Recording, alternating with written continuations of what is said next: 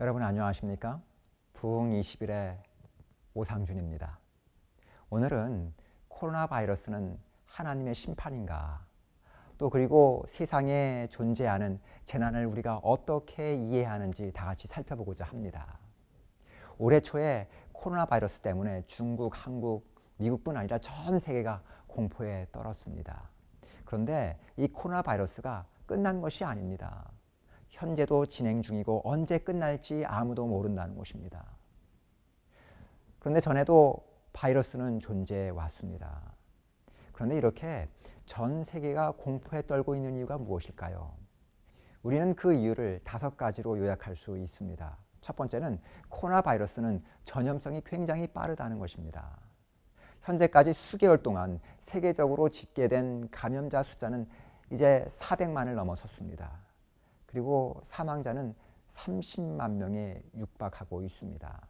사실 집계되지 않은 숫자도 상당할 것으로 추산하고 있습니다. 이렇게 세계적으로 빠르게 확산된 전염병이 많지 않다는 것입니다. 그래서 세계보건기구 WHO는 코로나 바이러스를 팬데믹이라고 규정하고 있습니다. 그런데 팬데믹이 무엇일까요? WHO는 전염병 경보 단계를 1단계에서 6단계까지 나누는데 1단계는 동물 사이에 한정된 전염으로 사람에게 안전한 상태, 2단계는 동물 사이 전염 이후 사람에게 전염될 수 있다는 가능성이 제기된 상태를 뜻합니다. 3단계는 동물 사이 전염을 넘어 사람에게도 전염된 상태, 4단계는 사람 간 전염이 시작된 초기 상태로 규정합니다. 5단계는 한 지역에서 여러 사람이 전염됐고 전 세계 유행병이 될 수 있는 초기 상태를 의미합니다. 마지막 6단계는 팬데믹 단계로 세계적 유행병이 된 시기입니다. 그리스어로 팬이라는 단어는 모두를 의미하고요. 데믹은 사람을 의미합니다. 그래서 팬데믹이란 전염병이 세계적으로 전파돼 모든 사람에게 감염된다는 것을 의미합니다. 그런데 근래에 세계보건기구에서 팬데믹이라고 선언한 질병은 1968년에 홍콩 독감과 2009년 신종플루밖에는 없다는 것입니다. 그동안 사스니 메르스니 하는 이런 바이러스가 코로나 바이러스와 비슷한 호흡기 질환임에도 불구하고 코로나 바이러스처럼 빠르게 확산되지는 않았다는 것입니다. 코로나 바이러스가 이렇게 빨리 확산되는 데는 몇 가지 이유가 있습니다. 먼저 코로나 바이러스는 일반 독감에 비해서 확진되는데 적어도 수일이 지연된다는 것입니다. 일반 독감은 확진되는데 2, 3일이면 족합니다. 그런데 코로나 바이러스는 적어도 5, 6일 이상이 걸린다는 것입니다. 그뿐 아니라 감염된 사람이라도 증상이 오랫동안 나타나지 않을 수 있다는 것입니다. 거기에다가 무증상 단계에서도 다른 사람들에게 감염될 수 있다는 것입니다. 사스나 메르스가 아무리 치명적이었어도 증상이 나타나야 다른 사람들에게 감염되기 때문에 사스나 메르스가 다른 사람들에게 감염되기 이전에 미리 방지할 수 있었습니다. 또 한 가지는 코로나 바이러스는 전염성이 일반 독감에 비해서 길다는 것입니다. 일반 독감은 발현 후에 2일간 주변에 전염되지만 코로나 바이러스는 평균 20일, 최고 37일간 주변에 전염된다는 것입니다. 그러니 얼마나 많은 사람들에게 전염되겠습니까? 두 번째는 코로나 바이러스는 생존 기간이 길다는 것입니다. 코로나 바이러스는 공기 중에서 3시간, 플라스틱이나 철제에서 72시간이나 생존 가능합니다. 일부 저온에서는 최장 28일까지 살아남을 수 있다고 하는 보고서도 있습니다. 이러한 바이러스들이 접촉이나 호흡 등을 통해서 다른 사람들에게 전염된다는 것입니다.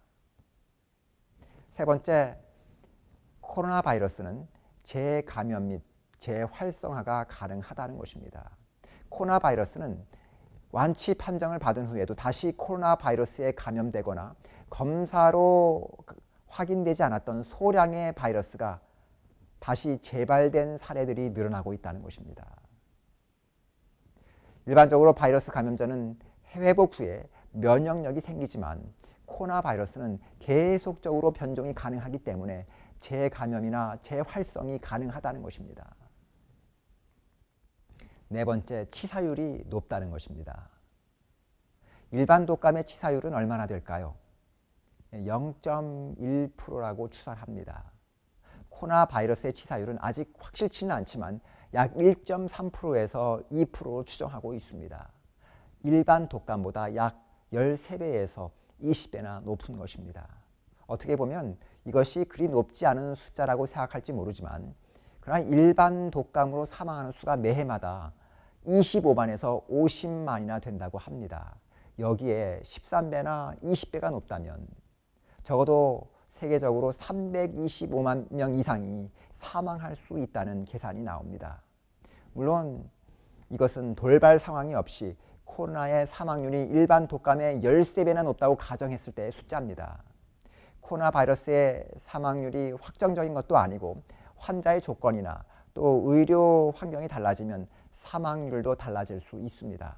그러나 일반 독감보다 적어도 몇 배의 인구가 매년마다 사망할 수 있을 것으로 보고 있습니다. 이것은 결코 적은 숫자가 아닌 것입니다. 다섯 번째, 백신이 개발되기가 매우 어렵다는 것입니다. 일반적으로 바이러스는 변종이 가능합니다. 그래서 지금까지 존재했던 바이러스들 중에서 완치가 가능한 것은 천연두밖에는 없다는 것입니다. 그런데 코로나 바이러스는 변종이 빠르게 일어난다는 것입니다. 그래서 아무리 코로나 바이러스의 백신을 만들어도 변종이 일어나면 그것은 무용지물이 된다는 것입니다. 그래서 제약회사들이 코로나 바이러스의 백신을 개발하는 일이 그렇게 쉽지 않다는 것입니다. 그래서 여러 해가 지났음에도 불구하고 사스나 메르스의 백신이 개발되지 못한 이유가 바로 여기에 있습니다. 의학 전문가들은 코로나 바이러스도 완치되기보다는 매해마다 계절성 독감으로 나타날 가능성을 제기하고 있습니다. 만약 이 바이러스가 변이되어서 지금보다 훨씬 더 강한 독성을 갖게 된다면 이것은 인류에게 재앙이 된다고 경고하고 있습니다. 그런데 여러분, 코로나 바이러스 같은 이러한 질병이 이것 하나로 끝나게 될까요? 아마도 이런 질병이 앞으로 늘어나면 늘어났지 줄어들지는 않을 것으로 보입니다. 세계보건기구 발표에 의하면 2000년대에 코로나 바이러스를 제외하고도 발생한 신종 감염병이 11건이나 된다는 것입니다. 1999년부터 2002년까지 발생한 웨스트 나일 바이러스, 2001년에 엔트렉스 탐젖병, 2003년에 사스, 2006년에 이하선염, 2006년에 대장균 및 살모넬라, 2009년에 돼지독감, 2012년에 우핑 기침이라고 불리웠던 백일해, 2014년에 메르스, 에볼라, 그리고 2016년에 지카 바이러스. 그러나 여러분, 세상에 일어나는 재난이 이것뿐일까요? 해년 발생하는 가뭄, 홍수, 태풍, 지진, 화산 폭발, 지구의 온난화와 기후변화, 이 얼마나 많은지 모릅니다. 여러분, 우리는 이러한 재난을 보면서 많은 생각을 하게 됩니다.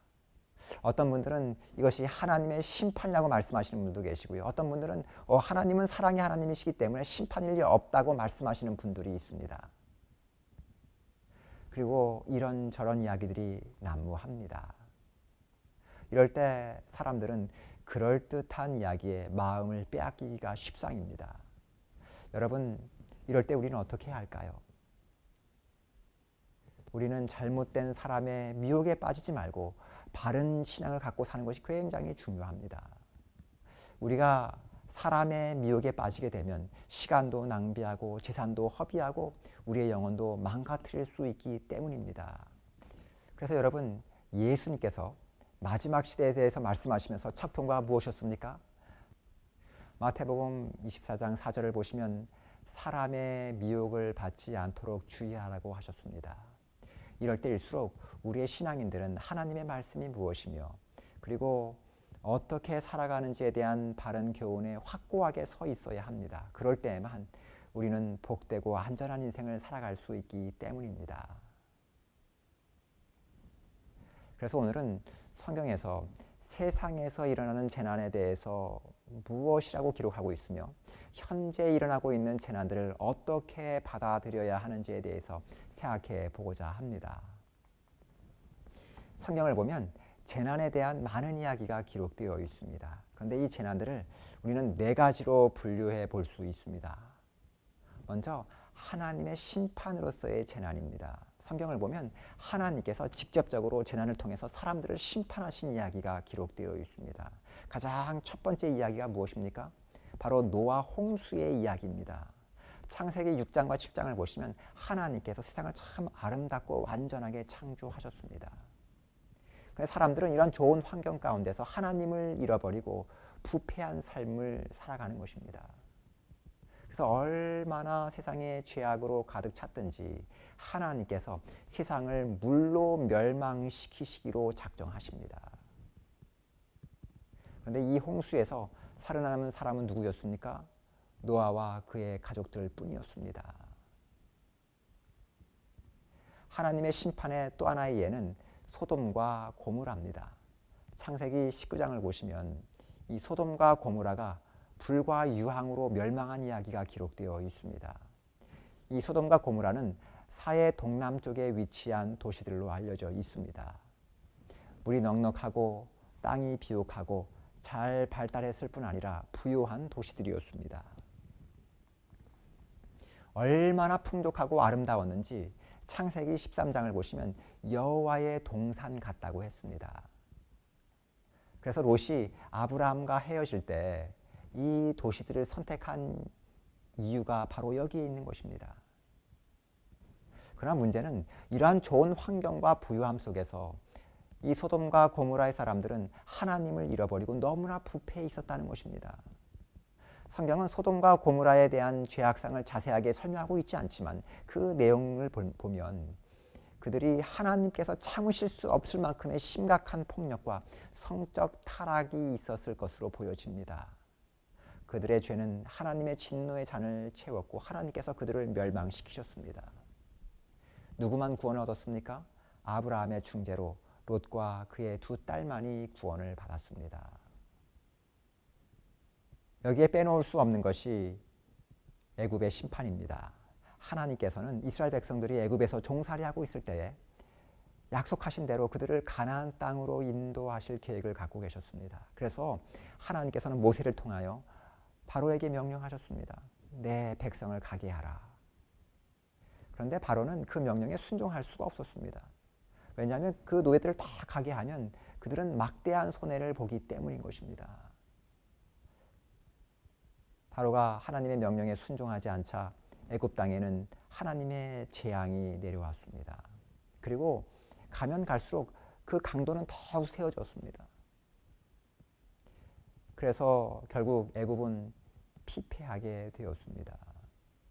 여러분, 그런데 하나님께서 사람들이 타락했다고 해서 불순종했다고 해서 무조건적으로 심판하시고 멸망시키시는 그런 분은 아닌 것입니다. 그들에게 경고의 말씀도 주셨고 회개하고 돌이킬 수 있는 충분한 기회도 주셨습니다. 여러분, 하나님께서 노아에게 방주를 지으라고 명령하신 이후에 몇 년의 세월이 걸렸을까요? 약 120년의 세월이 걸렸습니다.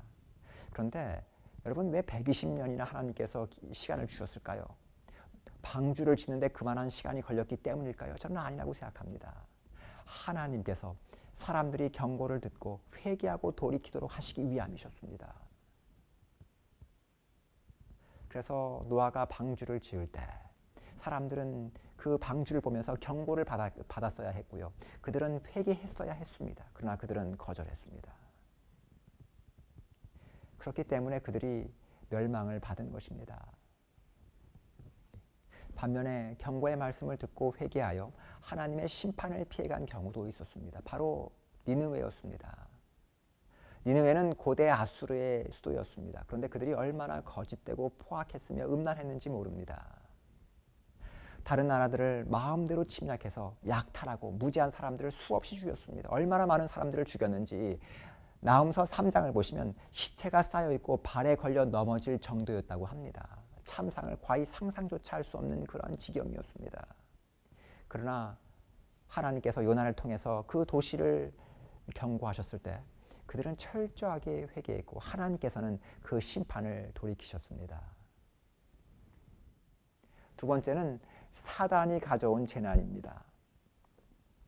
사단은 인간이 행복하고 하나님 앞에 축복받는 삶을 살기를 원하지 않는 그러한 존재입니다.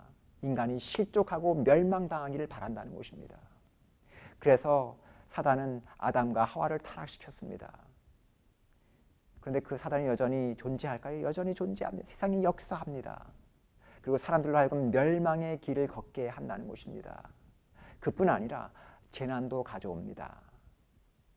직접적으로 재난을 가져오기도 하고 다른 사람이나 사건을 통해서 재난을 일으키기도 합니다. 그 이유가 무엇일까요? 왜 사단은 재난을 일으킬까요? 우리로 하여금 하나님을 불신하고 하나님을 비난하도록 하기 위해서입니다.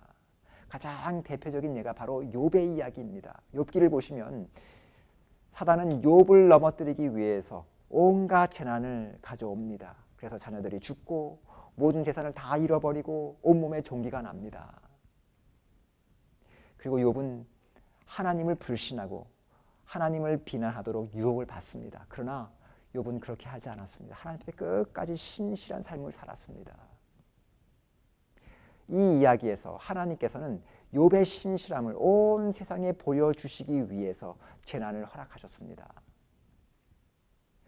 이 이야기에서 우리가 받는 위로는 사단은 마음대로 사람을 해할 수 없다는 것입니다. 왜냐하면 하나님께서 우리를 보호하시기 때문입니다. 또 한 가지는 하나님께서는 더 큰 축복과 또 더 큰 영적 성장을 위해서 우리에게 잠시 고난과 시련을 허락하시기도 하신다는 사실입니다. 세 번째, 인간이 초래한 결과라는 것입니다. 세상에 죄가 들어온 이후에 사망이 들어오고 지구는 노화되었습니다. 그로 인해서 온갖 재난이 자연적으로 발생하게 된 것입니다. 그런데 인간이 하나님의 천연계를 착취하고 오염시킴으로써 그 재난들을 촉진시키고 있다는 것입니다. 예를 들어서 산업의 발달로 엄청난 양의 이산화탄소를 매해마다 배출하고 있습니다. 현재 대기 중 탄소의 절반 이상이 지난 30년 사이에 배출되었다는 것입니다. 이로 인해서 이산화탄소 농도는 한계치인 400ppm을 이미 넘어섰고 평균 온도 역시 해마다 최고점을 경신하고 있다는 것입니다. 예컨대 2011년 이후로 100만 명에 이르는 시리아 난민이 기후변화와 가뭄으로 촉발된 내전을 피해서 유럽 곳곳으로 퍼졌다는 것입니다. 앞으로는 사하라 사막 남쪽에 위치한 아프리카, 라틴 아메리카, 그 밖의 남아시아 지역으로 확산될 전망입니다. 세계은행이 예상하는 2050년의 세계 난민은 1억 4천만 명가량 되고요. 유엔은 더욱 암울한 전망을 내놓았습니다.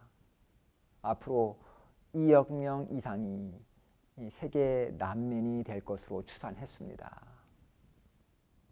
마지막으로 하나님의 임재를 거두어 가심으로 나타나는 재난입니다.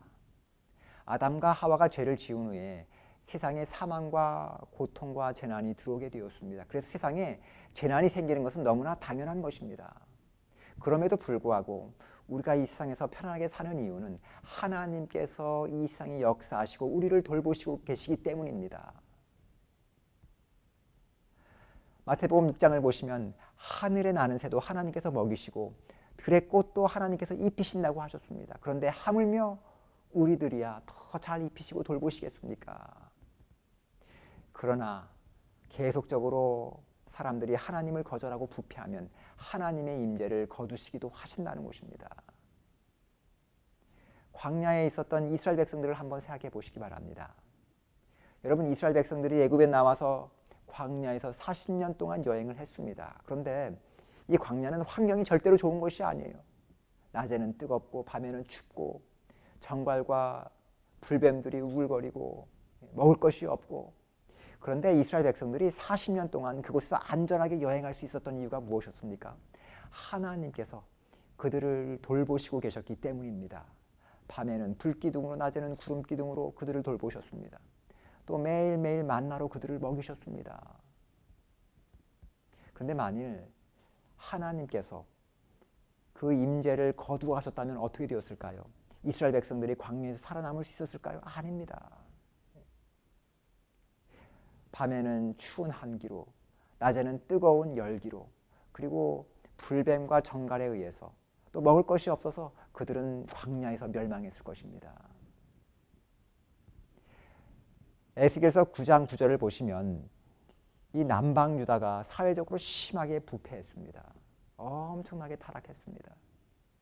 에스겔 8장을 보시면 그 사회가 얼마나 타락했는지 하나님의 거룩한 성전에서 사회의 지도자였던 장로들이 우상을 숭배하는 일이 일어났습니다. 그래서 하나님께서 임재를 거두어 가시고 이스라엘의 온역과 기근과 전쟁으로 멸망할 것에 대한 예언이 기록되어 있습니다. 그리고 그 예언은 정확하게 성취되었다는 사실입니다. 마태복음 24장을 보면 예수님의 재림과 심판이 있기 전에 전쟁과 기근과 지진과 온갖 재난이 일어날 것이 예언되어 있습니다.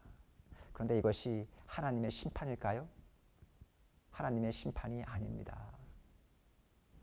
왜냐하면 계시록 7장을 보면 하나님께서 하나님의 백성들 위에 인치기 전에 천사들을 통해서 모든 재난과 여러 가지 어려움들을 붙들고 계시는 이야기가 기록되어 있습니다. 다 같이 요한계시록 7장입니다. 7장 1절을 보시면 이렇게 적고 있습니다. 이 일 후에 내가 내 천사가 땅 내 모퉁이에 선 것을 보니 땅의 사방의 바람을 붙잡아 바람으로 하여금 땅에나 바다에나 각종 나무에 불지 못하게 하더라. 여기서 사방이란 무엇을 의미했을까요? 동서남북 세계 각곳을 의미했습니다. 땅과 바다와 각종 나무는 세상에 존재하는 사람을 포함한 모든 것들을 의미합니다. 그리고 바람은 세상에 불어닥칠 재난을 의미합니다. 그러니까 이 재난은 하나님의 심판이 아닌 것입니다. 오히려 하나님께서 그 재난을 붙들고 계시는 것입니다.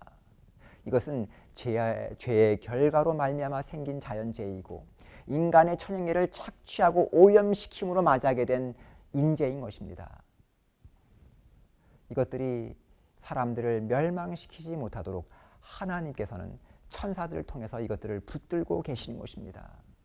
그런데 하나님의 임재가 거두어지고 천사들이 이 바람을 놓으면 세상에는 큰 재난과 불행이 시작되는 것입니다. 저는 지금 세상에 일어나는 재해들이 하나님의 심판이라기보다는 자연적으로 발생한 재난이고 사람들이 무분별하게 촉발시킨 인재라고 봅니다. 특별히 지금 세상에 일어나는 전염병들은 인간이 촉발시킨 측면이 참 많다는 것입니다.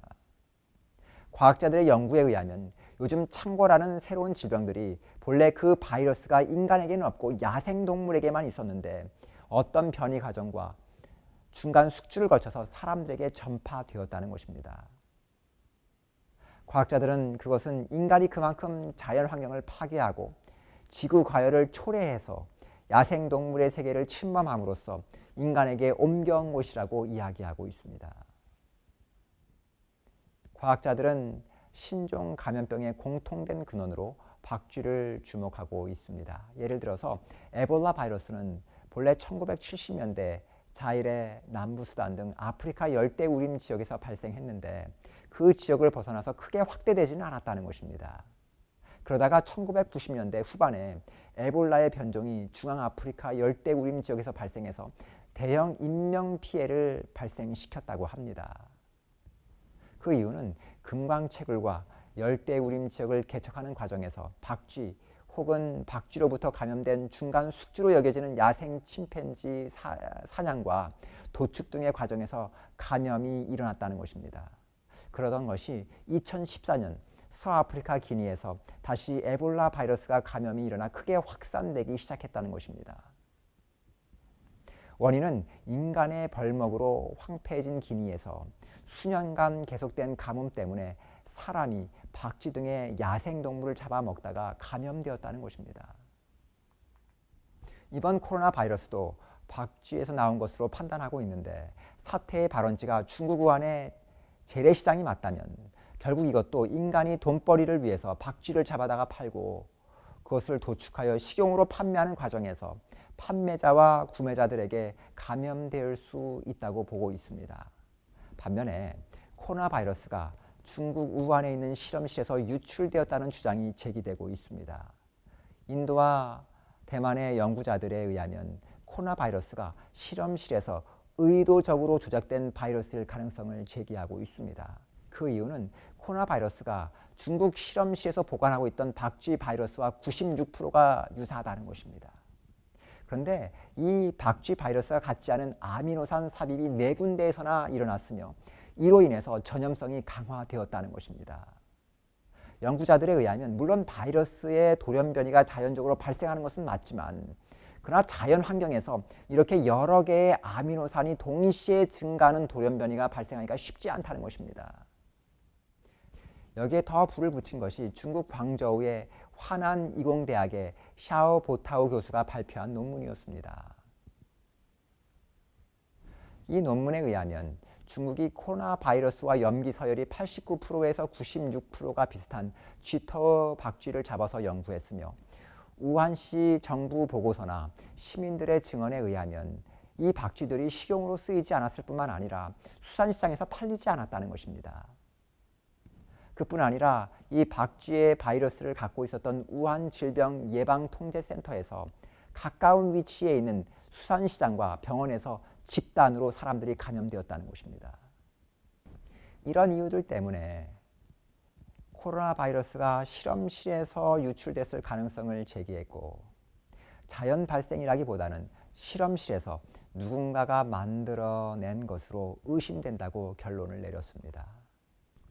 미국 정부는 이런 사안을 심각하게 보고 있으며 미국 정보국은 이미 벌써 이러한 사안을 조사 중인 것으로 알려져 있습니다. 여기에 대해 중국 정부는 강력하게 반발하고 있습니다. 자칫하면 이 코로나 사태가 중국과 미국의 외교 분쟁으로 비화될 조짐을 보이고 있습니다.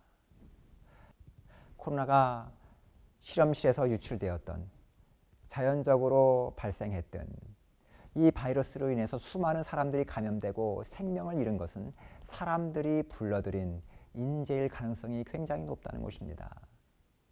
그러나 그나마 우리가 안전하게 살아가고 있는 이유는 하나님께서 그 천사들을 통해서 이 바람을 붙들고 계시기 때문입니다. 특별히 하나님께서는 하나님의 백성들을 돌보시고 지키고 계십니다. 이번과 같은 코로나 바이러스든 자연재해이든 경제적인 문제이든 건강의 문제이든 우리가 어려움을 당할 때 우리의 영혼을 돌아보는 시간을 가져야 합니다. 내 영혼은 정말 하나님 앞에서 겸손했는가? 아니면 지금까지 나는 교만한 삶을 살아오진 않았는가? 또 나는 정말 하나님의 말씀대로 신실하게 살고 있는가? 아니면 내 맘대로 살아가고 있는가? 나는 내 주변에 있는 사람들에게 하나님의 축복과 은혜를 나누는 삶을 살고 있는가? 아니면 나만 위해서 사는 이기적인 삶을 살아가고 있지는 않은가? 우리의 영혼을 돌아볼 때라고 하는 사실입니다. 그러면서 기도도 더 많이 하고 하나님의 말씀을 묵상하는 시간으로 삼아야 합니다. 그러면서 혹시 내가 잘못된 것이 있다면 회개하기도 하고 하나님의 말씀에 순종하기 위해서 더 많이 노력하는 그러한 시간이 되어야 합니다. 하나님께서는 이러한 성도를 귀하게 보시고 그들을 보호하시고 영원한 생명으로 인도하십니다. 저는 이번 기회를 통해서 우리 모든 성도들이 하나님 앞에 더 가까이 나아가는 축복을 누리게 되기를 간절히 바랍니다. 한 주간 동안 하나님의 보호하심과 축복이 모든 성도들과 함께 하시게 되기를 간절히 바랍니다. 우리 다 같이 기도하시겠습니다. 우리를 사랑하시는 하나님, 지금까지 우리를 인도해 주시고 지켜주신 하나님의 은혜에 감사합니다. 지금까지 우리를 인도하시고 축복하신 하나님의 은혜를 잊지 말게 하시고 늘 겸손한 마음으로 감사하고 만족한 마음을 갖고 살게 하여 주시옵소서. 오늘 특별히 코로나 바이러스나 건강의 문제로 어려움을 당하는 하나님의 자녀들을 위해서 기도합니다. 그들을 기억하여 주옵시고 그들이 하나님께 간절히 기도할 때에 그들의 마음의 소원을 들어주시고 하나님의 위로와 치유의 능력이 함께하여 주시옵소서. 코로나 바이러스로 또한 건강의 문제로 우리의 마음이 무겁고 움츠려져 있지만 이번 기회를 통해서 다시 한번 주님께 더 가까이 나아가게 하여 주시옵소서. 우리의 영혼이 순결해지는 계기가 되게 하여 주시옵소서. 다음 한 주일 동안 우리와 함께하여 주시고 거룩하신 성령으로 인도하여 주시옵소서. 예수 그리스도의 이름으로 간절히 기도드리옵나이다. 아멘.